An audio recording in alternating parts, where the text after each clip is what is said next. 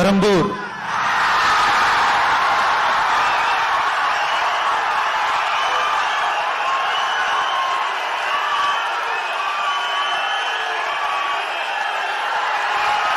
C. Joseph Vijay.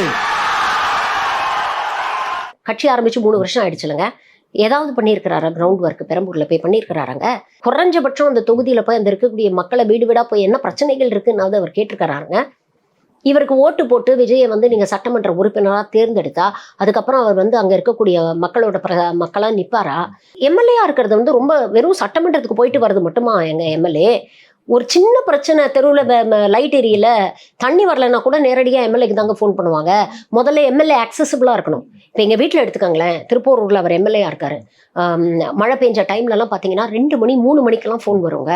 கிளம்பி ஓடுவார்.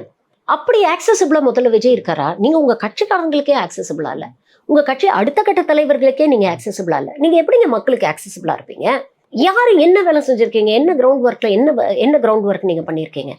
So நீங்கள் எங்கே போய் போட்டியிட்டாலும் at the end of the day மக்கள் யார் களத்தில் நிற்கிறாங்க, யார் வேலை செய்கிறாங்க அப்படிங்கிறத பார்த்து தானே ஓட்டு போடுவாங்க. அதுவும் தமிழ்நாட்டு மக்கள் அவ்வளோ சீக்கிரம்லாம் அவங்கள குறைச்செல்லாம் எடை போட்டுறாதீங்க.